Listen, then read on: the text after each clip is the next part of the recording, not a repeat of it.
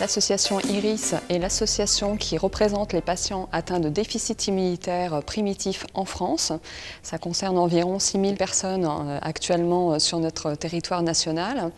On a été créé en 1998 à l'initiative de familles concernées par leur enfant atteint d'un déficit immunitaire primitif. Et aujourd'hui, donc, nous avons une existence de plus de 20 ans et on se repose sur un conseil d'administration composé de plusieurs personnes bénévoles hautement engagées et également sur tout le territoire d'un réseau de délégués régionaux. Et notre action est mise en œuvre par une équipe de 3 permanents qui sont salariés de l'association. Les missions principales de l'association s'articulent autour de 3 axes. Représenter, informer, soutenir.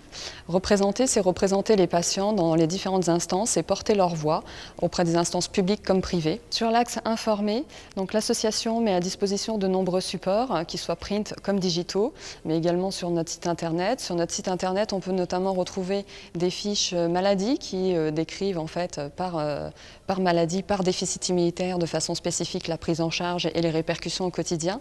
Mais on a également une mission d'information vers les professionnels de santé.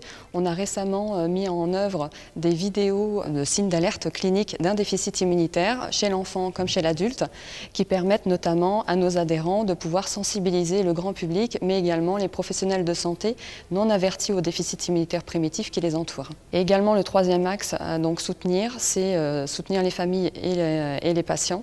Ça passe par les accompagner psychologiquement par des permanences téléphoniques mais également présentielles dans les hôpitaux. Ça passe par des journées famille ou des week-ends.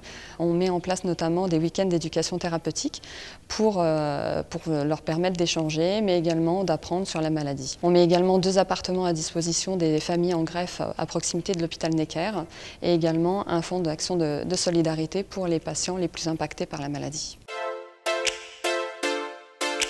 Quand contacter l'association IRIS, j'ai envie de dire un petit peu tout au long de son parcours de soins et de son parcours de vie. On est présent de l'annonce au diagnostic jusqu'à la prise en charge médicale, mais bien au-delà, puisque effectivement les questions sont nombreuses et jalonnent souvent le parcours de vie, que ce soit du diagnostic à l'entrée à l'école, mais également les hautes études, les stages à l'étranger, l'accès à l'emprunt. Les sujets ne manquent pas malheureusement pour solliciter l'association tout au long de son parcours.